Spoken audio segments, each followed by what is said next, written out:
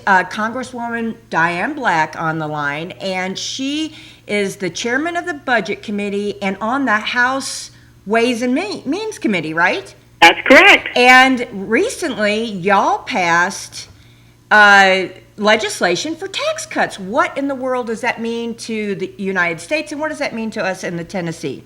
Okay, so what it means for people right here in Tennessee is that you are going to see a change in your tax liability, and you're going to see a jolt to the economy, which is also going to help to create more jobs and increase wages.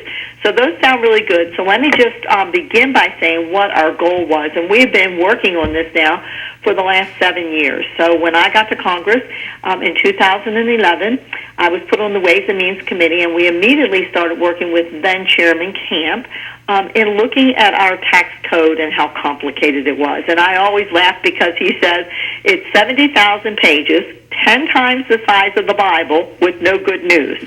We always laugh about that because it is a very, very complicated system for people to work through. And so our goal was to have something that was simpler, something that people would actually be able to understand, be able to do their taxes on something the size of a postcard, so something simpler, something that was fairer, that made sure that we were addressing those right in the lower to middle income, and they're the ones that need the greatest relief and help, and so that was our focus. And then something that was flatter, which means you had 7 brackets to bring it down to something that was maybe 4 brackets, widen those brackets so you didn't have people falling off of a cliff. Let's say you made $36,000 and 1 penny over that you would go up to that next bracket and for just that 1 penny. And so we wanted something that would give you more elasticity in there. And that's really what we've accomplished with this. So I'm really excited. I think for Tennessee, what people should know is that if you're in the middle income, you're going to see a tax liability of about $1,200 less than your previous tax load.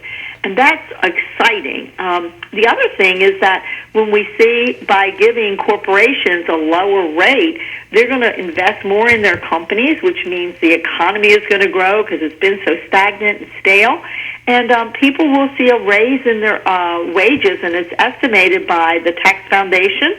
They're a nonpartisan group, and they estimate for us here in the state of Tennessee that we'll see about 20,000 new jobs, and that wages will increase by about $2,000 a person in that middle income.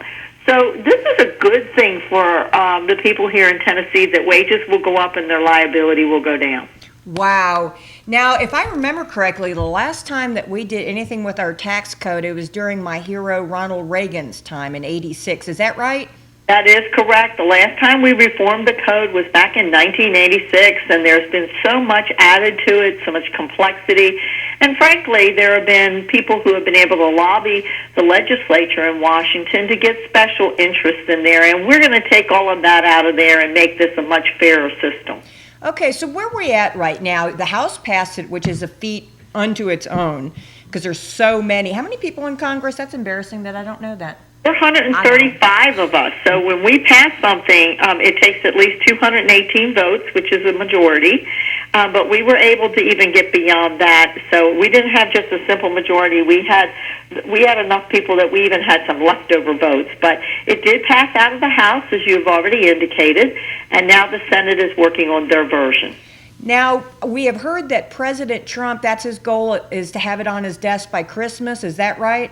That is correct, and so here's the thing we have to do is, because the House version will look different than the Senate version, we will then have an opportunity to have what we call a conference committee, and that simply means that there will be X number of legislators from the House and from the Senate.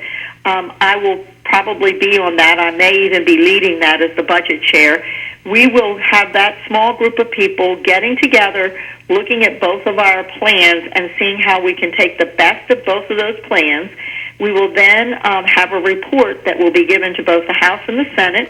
They will once again vote on that plan, and hopefully we'll be able to pass that and have it on the President's desk by Christmas, and it is very, very possible. Wow. Now, I won't lie to you, we've been kind of disappointed about the health care reform issue. What happened over there? Oh, goodness. Well, you talk about being disappointed after we did a lot of work. And I will say the House has worked really, really hard on this, not just this year, but we've been planning on this. We actually had, before the election of President Trump, we got together within the House and said, if we were to have our president in the White House, what would our plan look like? And we did something called a blueprint where we put out guiding principles. So we were really ahead of the Senate on getting our plan actually in a form that could be presented to our body. And so we had a plan ready to go, and we worked really hard on it. We were able to pass it in the House.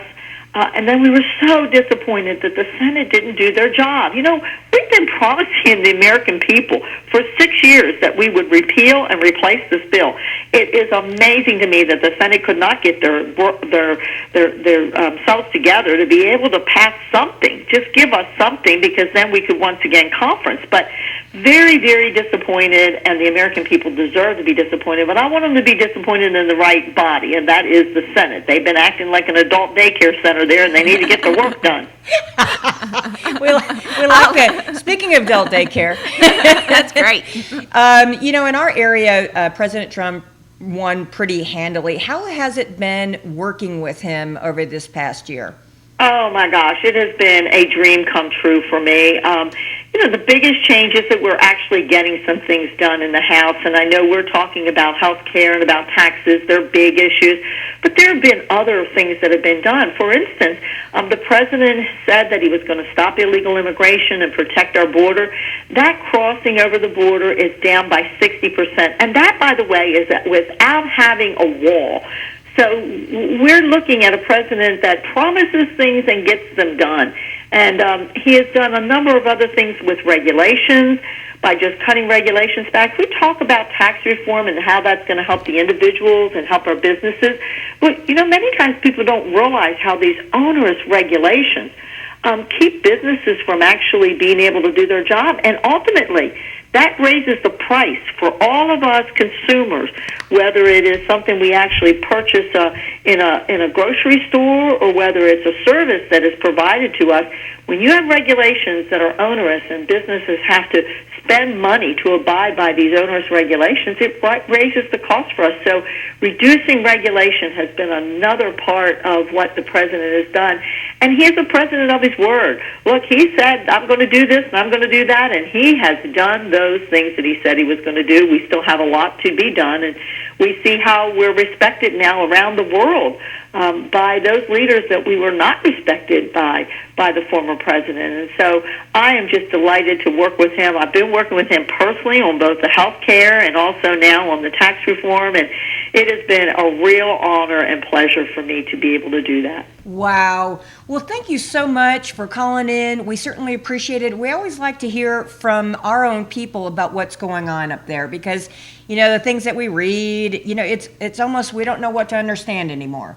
Yes, it's true, and you hear so many things on the media. I will tell you, on the media, on the national news, I get so frustrated, and my husband and my chief of staff say they're not going to watch television with me anymore because all I do is yell at the TV that's not true, that's like fake news. So it's hard to get good information, but I'm always happy to come on and share with you from my perspective about what's going on. Well, we certainly do appreciate it. You have a wonderful time for Thanksgiving with all those grandbabies. Thank you, and you have a blessed Thanksgiving as well. And once again, thank you so much for calling in today. We certainly do appreciate it. You're very welcome. Thank you.